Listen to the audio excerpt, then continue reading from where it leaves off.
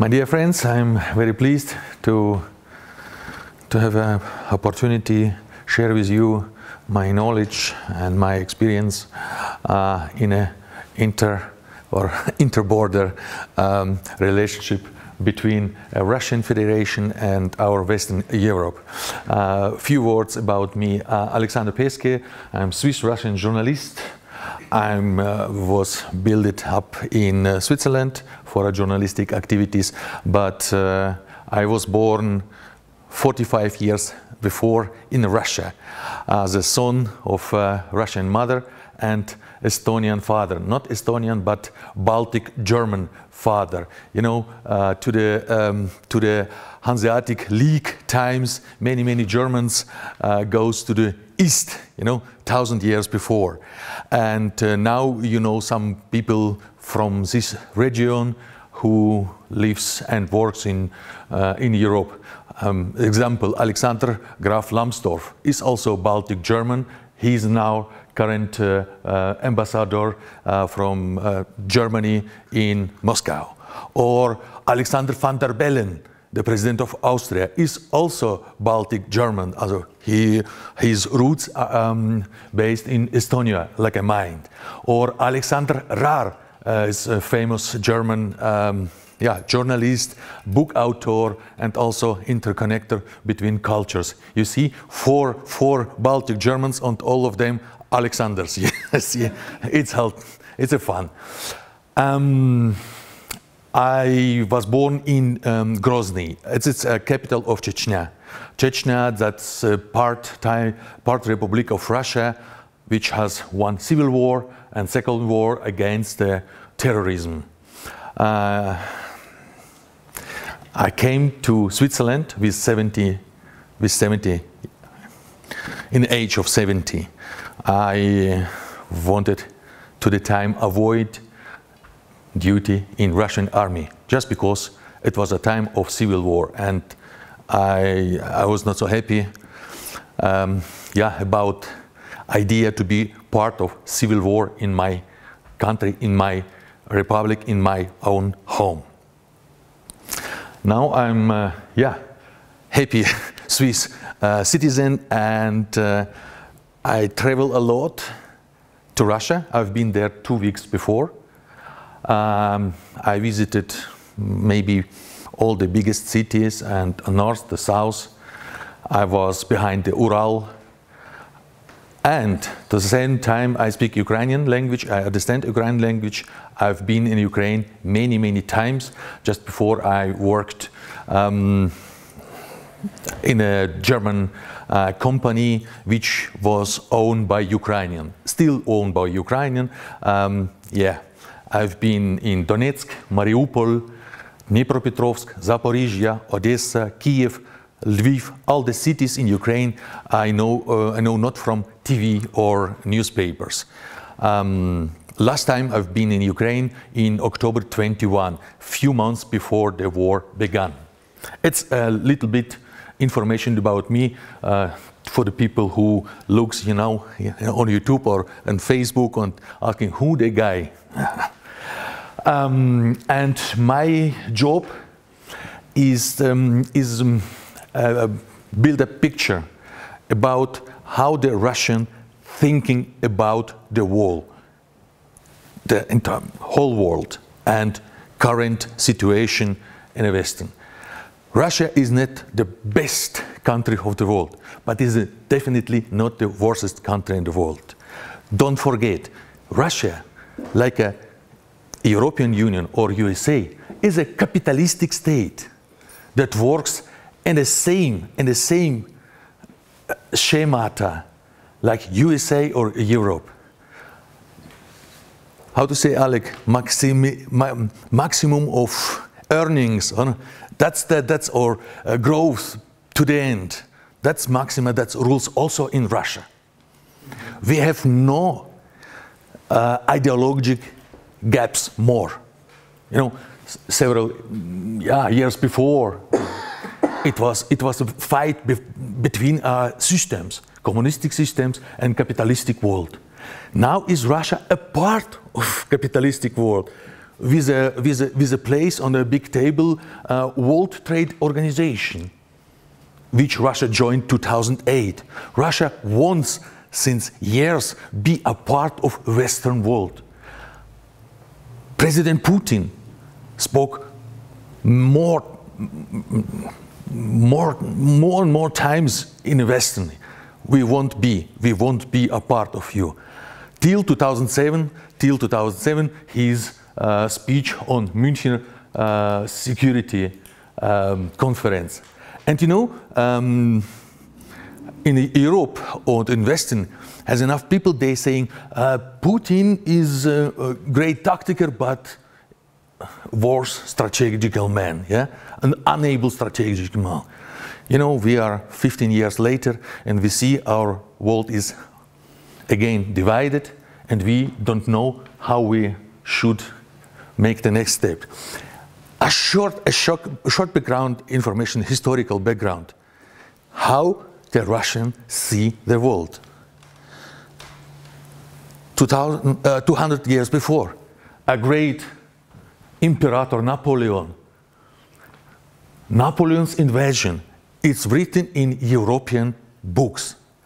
But Russians understand that is Western coalition. 612,000 men across the Russian border. It was French, Germans, Swiss people, 9,000 Swiss people went to Russia to seek for a luck.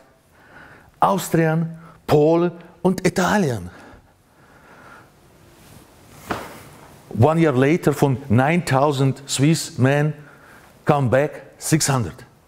600. It was a disaster.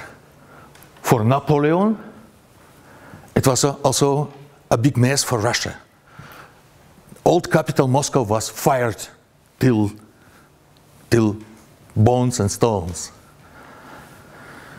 500,000 Western soldiers, fathers, sons and men died on this road. 200 Russian, it was not so proper counted how many, you know. Russia in that time was not so, you know, people's life was not a big price or worth.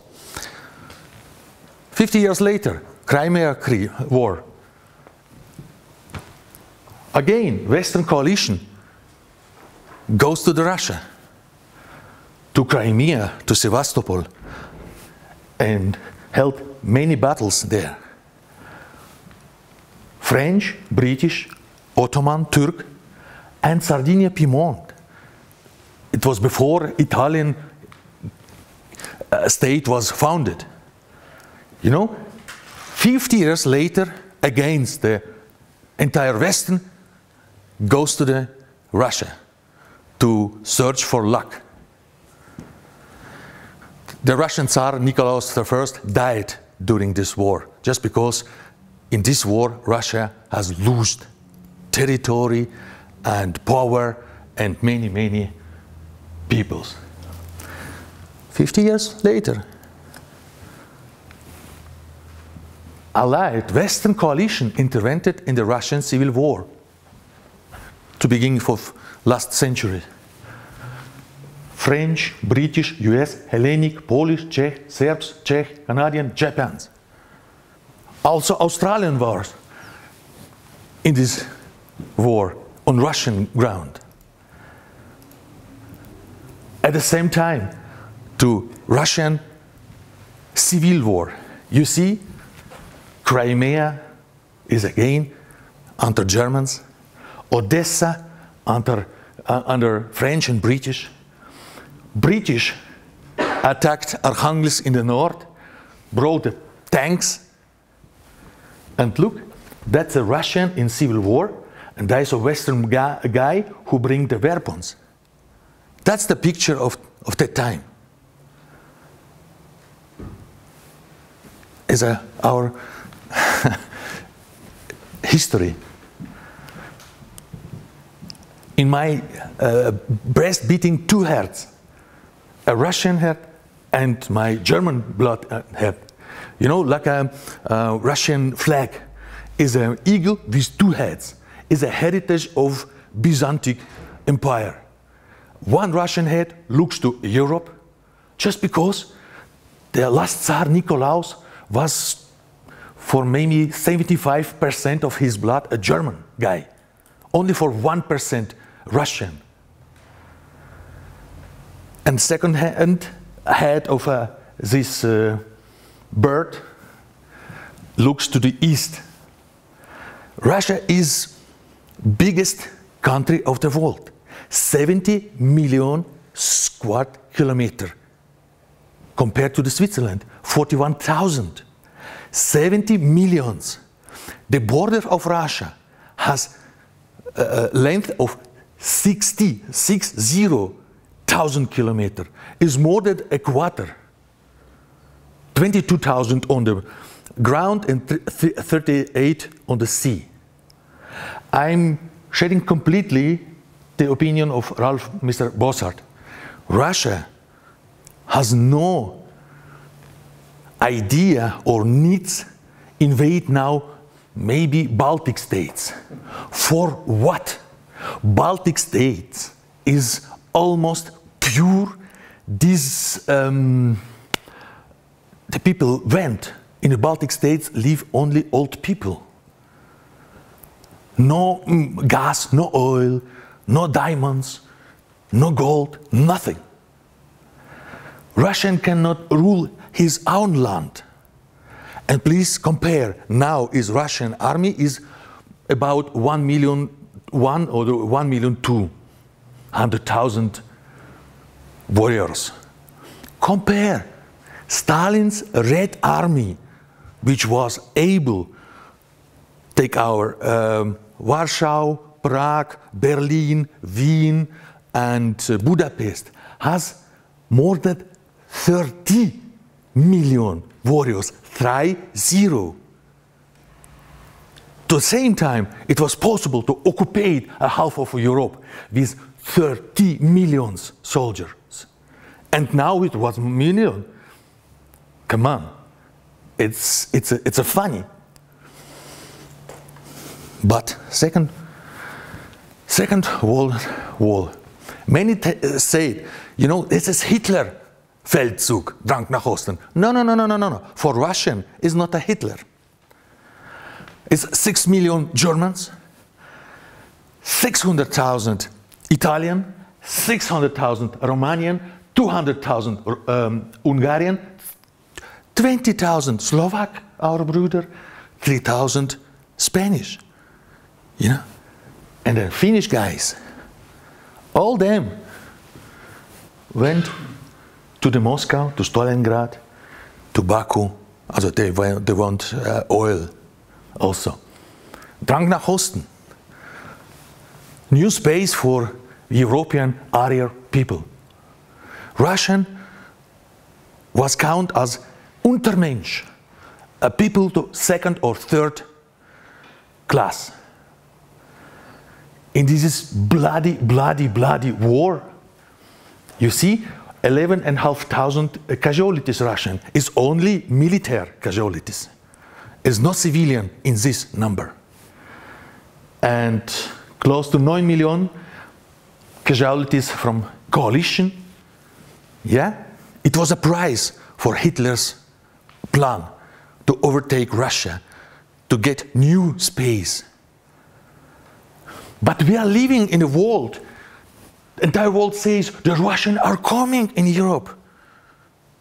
Frau Strack-Zimmermann, Kiesewetter, Röderich, Anthony, Hofreiter, all these political losers explain now to us, Russians are coming, Russians are coming. It's a history based on nothing. As you said, we have a current situation. Now is western of Russia surrounded by NATO states. You can say, come on, it's not so much. 140,000 NATO UNTS troops on Europa ground. Additional, we see 1.5 million the troops of the European countries. and we have only this number of Russian troops in whole Russia. Who is in more dangerous situation now? Who? And then, if the moving of the NATO was here, a small place, and then in the last 25 years we became the NATO to the door of Hermitage. You know, that was the capital, St. Petersburg, and the empire lived there. From Finland now, NATO state, to the St. Petersburg, we have 100 kilometers on the airline, and from Kharkiv, here, we have only 600 kilometers to the Moscow. If the Western coalition will put the rockets, not atomar field, but missiles and other weapons, the situation in Moscow and Petersburg became more and more difficult, just because these big cities, important cities for Russia, they are on the border. It's funny. The American placed in Poland and in Romania Aegis missiles, and they're saying that's against Iran. Iran is over there. Okay, says guys from Moscow. Why do you not place rockets in Turkey? It's much closer. You can hit the missiles, Iranian missiles, in a fragile position by start. No, says American. No. It's not so important. Believe us. Just believe us.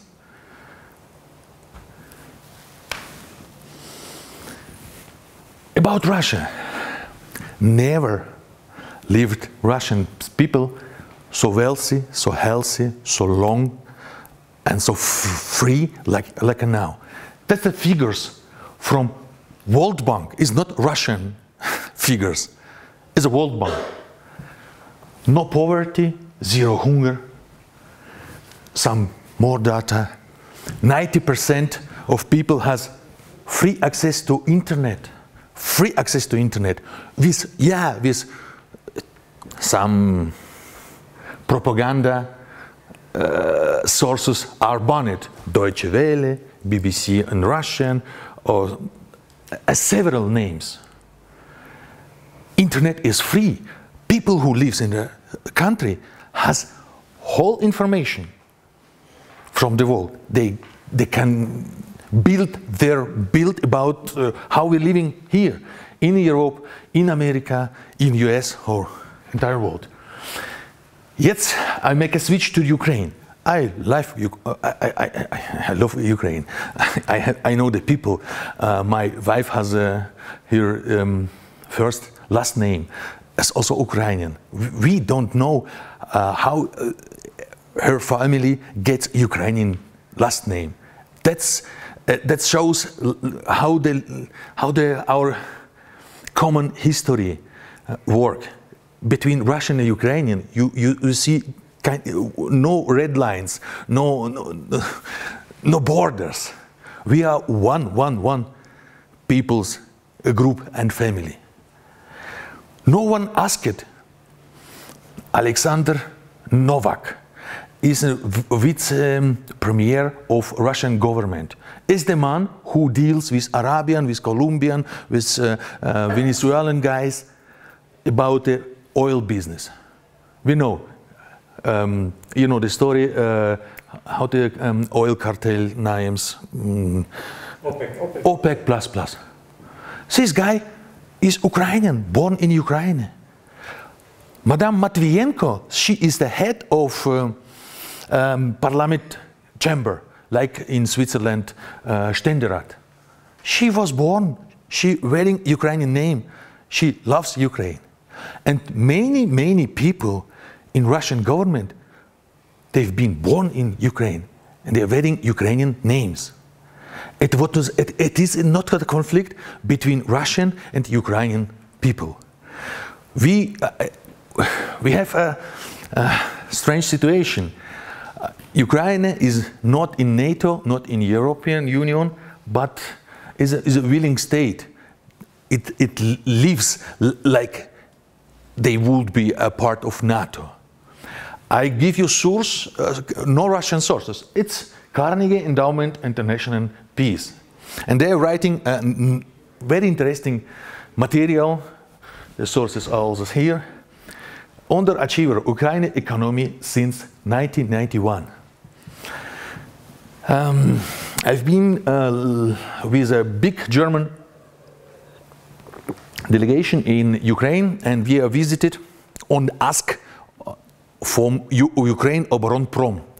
That's the firm that's achieving Ukrainian defense industry. I saw it, Antonov, the plant where being built airplanes. I saw it, state Mariupol wagons plants. In Lviv, buses plants. In Kharkiv, I've been in plant named Malishev, where built tanks as empty spaces. Ukraine, it was third or fourth economy in Europe after 1991. They was able to build rockets for space, airplanes, tanks, buses, car carrier, also Lastwagen. They were the biggest air carrier of Soviet Union was built also in Ukraine. And of China. That live here now in China. But they've been built in Ukraine. It was industrial cluster and monster. Now, 30 years later, Ukrainian to make a painting of their, Fischer Kutter, they have to cross the Black Sea to the Turks. Turks make reparation. No ability, no heritage of industrial times. Zero. Empty spaces. Why? That's nice. When corruption, efficiency, Ukraine has a good geography, Black Sea, harbors, east to west roads and railways. Oh, nice. But Ukraine's population seems poised to continue declining. The people go out from Ukraine since years and years just because they are not believe in this state. It's written here. It's written by American NGO, that Ukraine is classical type of failed state. Ukraine bleeded out since years. And it's nice. This too has no chance to share Ukraine in 2013. Many of people saying, yeah, Russia will kill Ukrainians, Russia will destroy Ukraine just because of history and blah, blah, blah, blah, blah, blah. No. Russia and EU are competitors in the same capitalistic world. And they are fighting for their sales market. Point. No ideological gaps.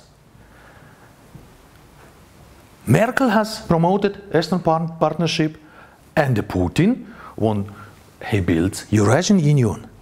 And Ukraine with 35 million customers, with cutted economy, is like a, is like a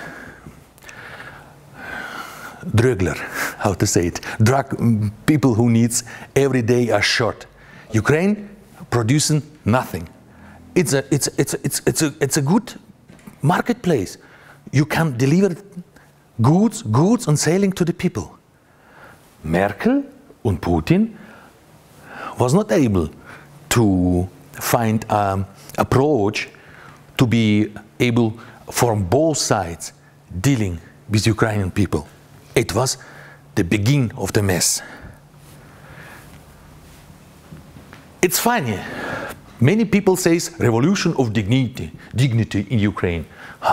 What is revolution? 10 years before we had a first Orange Revolution in Ukraine. Also 2 revolutions in 20 years. Also is typically violent, okay, in government and related association, blah, blah, blah. But what revolution has to do? The revolution had bring a new order, different from the preceding one. But Ukraine has no revolution. One group overtake the power against competitors. Poroshenko is the competitor of Yanukovych. Both is oligarch. They are fighting for their business. Is not not a lack of democracy and right state and something like that. In Ukrainian parliament, you will never find in the last 30 years a party who wearing name Social Democrats or Christian Democrats or Liberal Party or Green Party. Nothing, nothing, zero. It's only party by name of one big man, Poroshenko bloc. Yulia Tymoshenko bloc. You can read in Ukrainian newspaper, not Russian, not Western, in Ukrainian newspaper, the names of MPs who sit in which loan group, loan list, payroll. The people are completely corrupt. Ukrainian MPs earning money is the second wealthy parliament in whole Europe after Italian. Italians are best. Ukraine is number 2. What we talk about democracy, right state, and it's a joke. The conflict, 2014, before Poroshenko came, on February 23rd, one day after the coup, after this revolution, the law number 1 that Ukraine parliament released is a law that forbid or prohibited using Russian language. We are not Russian. It's prohibited to be studied in Russian, to talk in a job or on the streets. It was a long story, but Russian language is banned from media. It's not allowed to print the books or newspaper. You can book in English, French, Chinese, but not in Russian. It's banned. But in this language speaks more than a half of population of country. In Eastern Europe, people using searching machine Yandex and Google as a 50-50 market. But it's funny. In Ukraine, in searching machine, people using by 80% Russian language. So far, so good. Ukrainian language is nice language. It sounds well. You can find, good number of Ukrainian authors with roman, with lyrics. It's not a question of quality of language. Just because Russian in many Soviet republics is a franca lingua. If you want to be a professor or astronaut or whatever, you have to speak Russian. It's not good, it's not bad. It's a franca lingua, like in Roman Empire. That's, you see, the Council of Europe, regard of this issue, obviously, that's rather decision called lead to subsequent aggravat. Sorry for my English and without the brill. Ukraine should become a problem after this law. Yeah, there's no question. That's the Crimea. You look here, 80% of people speaks Russian as a mother tongue. Here, more than 50%. Population of Crimea is to 65% are Russian. Ukrainian by 25%, and then Krim Tatar and some small groups. And that's a funny. That's the wording. We in Western we are speaking about annexation, but Russian speaking reunification, like a German, 35 years before. East German came together with West German. All the Germans are happy. Russian on Crimea comes back to family, Russian family, to Russian Federation, and they are happy. Ukrainian is not so happy, but they destroyed her own state on self. Yeah, clear, Putin and some soldiers helped the Crimea people to make this change. But it's not a conflict. Russian people on Crimea, they wanted to get back to their family. And then what make our honorable EU don't believe that people on Crimea voted for change to Russia. They are saying Putin with machine gun, they pushed the people to Russia. And at the same time, 2014, EU make new sanctions against the people, habitant of Crimea, not against the Putin, against the people. 3 million people who lived in Crimea since then cannot visit EU, cannot buy Telefunken TV, or, Zug, wash machine. It was a dumb. Yeah, people from Crimea bought Chinese, Korean TV and washing machine and dishwasher. And EU has punished people. They've been taken by Putin over. They are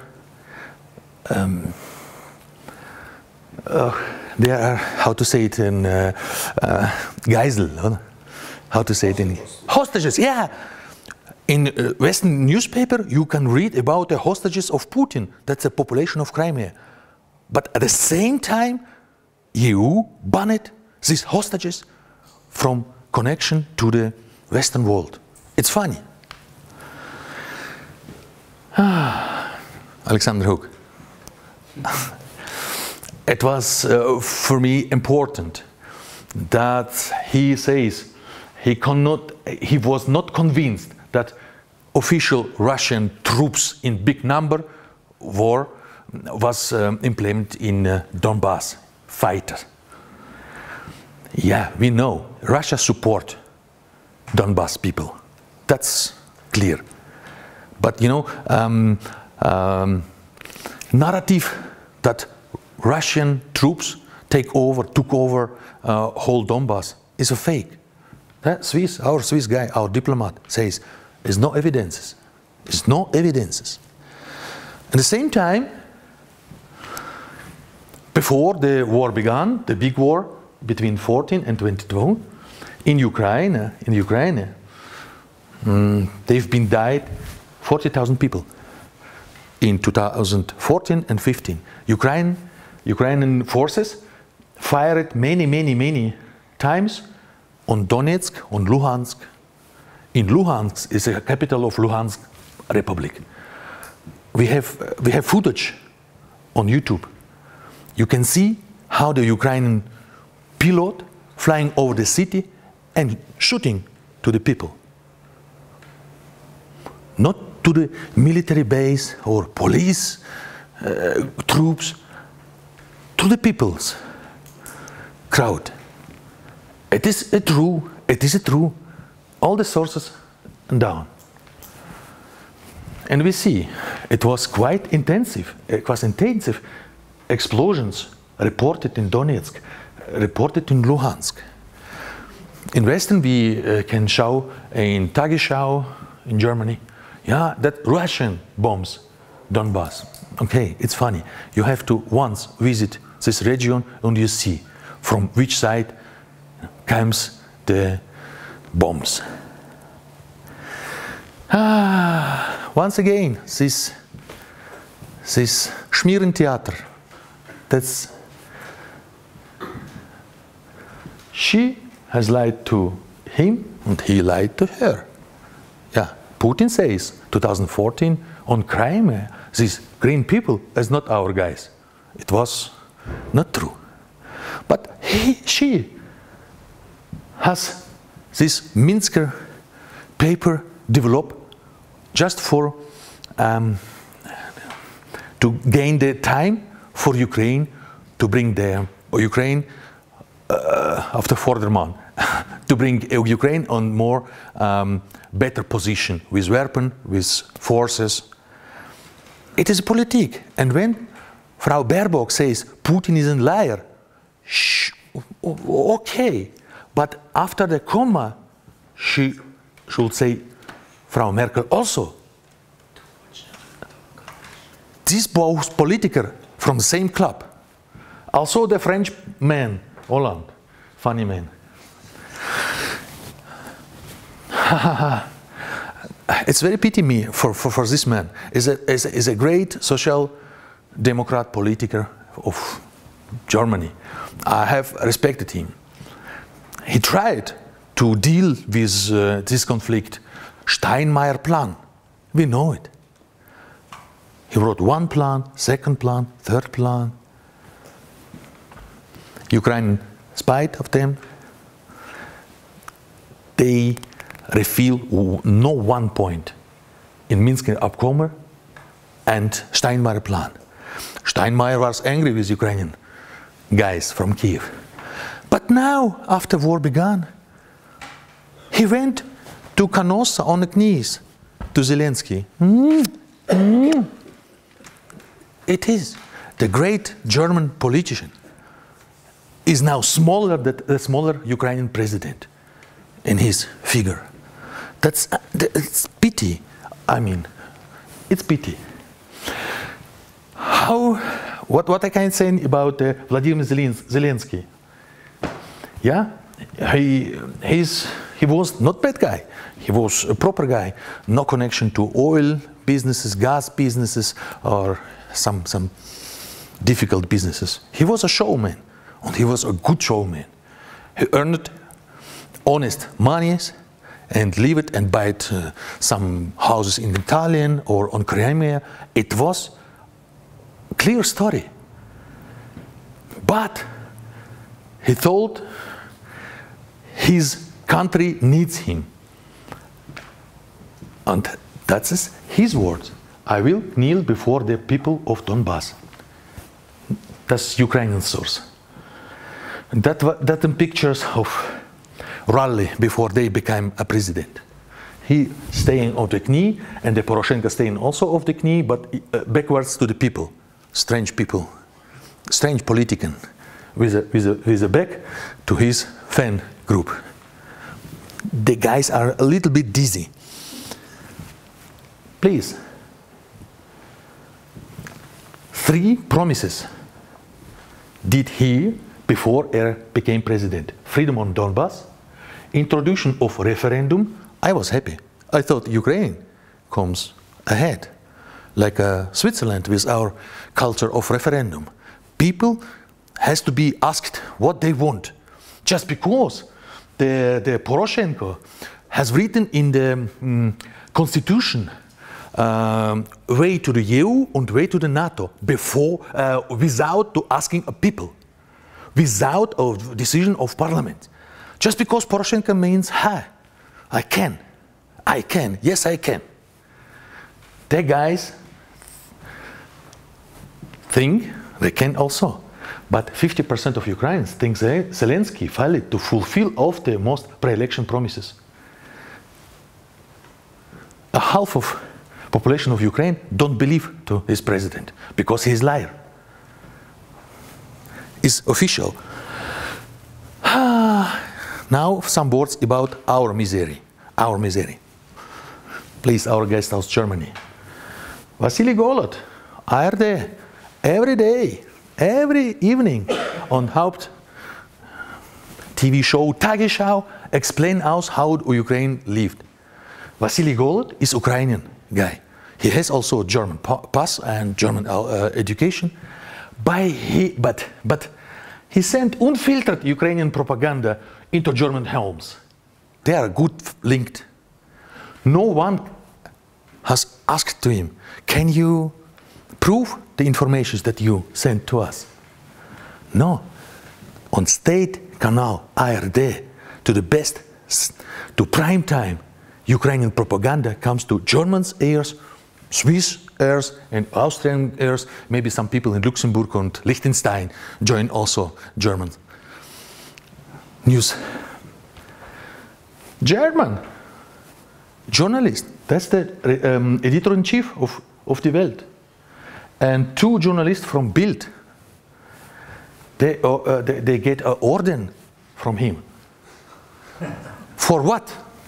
For what? 3 Journalisten, I need my Brille. No, that's cool. That's cool. Habe dazu beigetragen, die deutsche Regierung zu Waffenlieferungen an die Ukraine zu bewegen.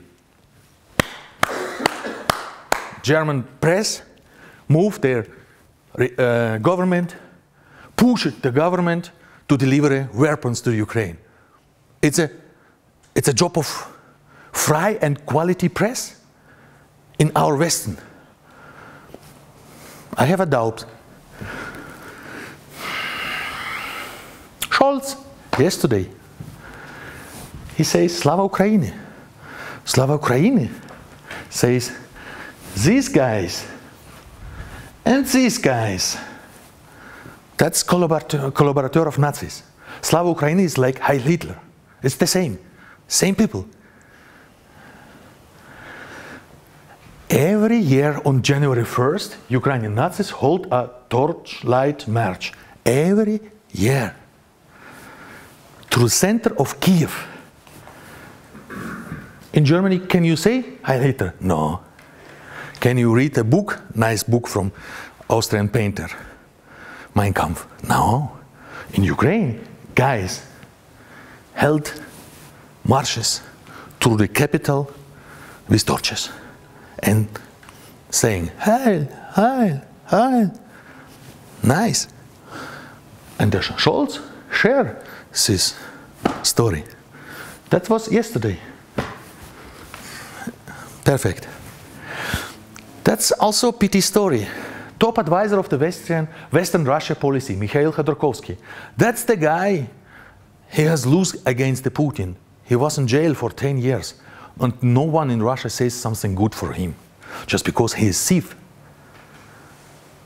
With the help of system of Switzerland, in the Canton Zug, he has a good work. He brought the oil to the world market. He canalized the money trace through the Switzerland. He has no paid serious number of Steuern, tax in Russia. He was in jail for 10 years. No one Russian says about against. But he is now advisor of Western politics and says you don't should have a fear against the Putin. That's also our Western problem. On our side, we're saying the Russians are coming, and at the same time we're saying no, Putin is a joker. He talk too much, but do nothing. It's not a little bit dangerous play for us. Quite dangerous. I don't know. What does Putin want? Our American friends want that we are European defeated. And finally, our guy in Moscow. We should American says, no, no, no, no American boots on the ground. We're in Europe. Ukrainian men, they're fleeing out from country. In Germany, we have 630,000 Ukrainian men in the age of duty in army. In whole EU, 1.5 million guys from Ukraine. They don't want go to the home and dying on the front. Okay, then we have to say honest. What is the second option? Yeah, German guys, French guys, like 100 years before. Is nothing new under the sun. We have to say our French, German, Italian mothers, be prepared.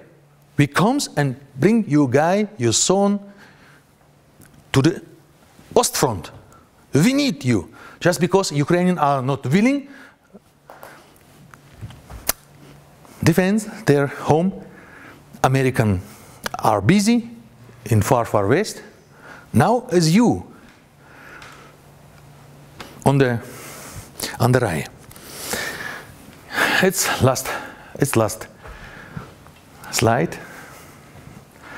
It's what I think. The peoples of Eurasia do not want a repeat of large continental wars with millions of dead people and destroyed infrastructure.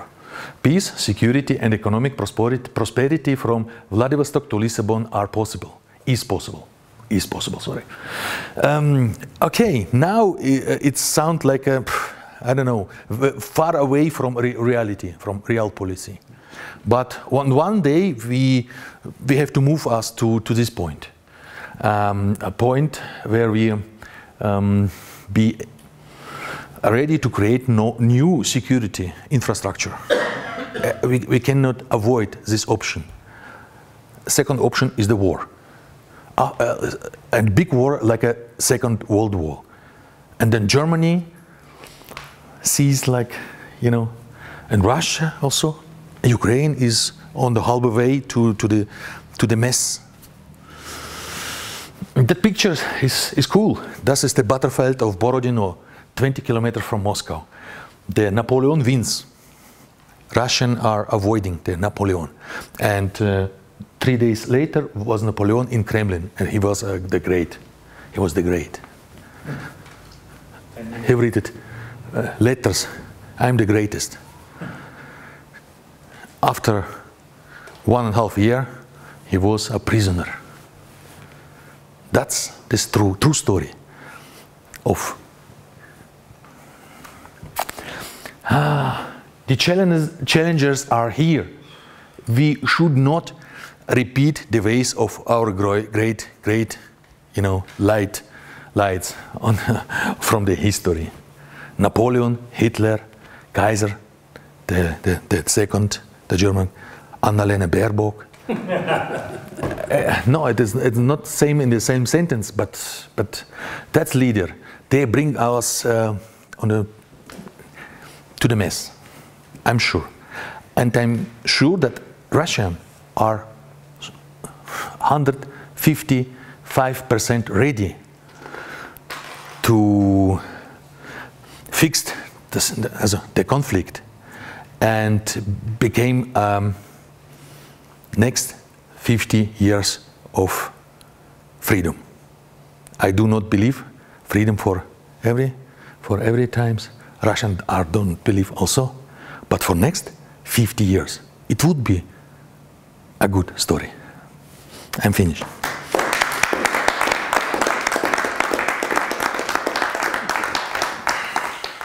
One question and then maybe and then we are bilateral. I have a quick question on in 1991, I think in April, Ukraine declared independence from the Soviet Union. Correct. At that time. Now, I believe they did that not independently. Who was behind that push for independence? You know? It's difficult to say, but you know, the people of Soviet Union, Uzbeks, Estonian, Ukrainian, they've been tired about, you know, Soviet order.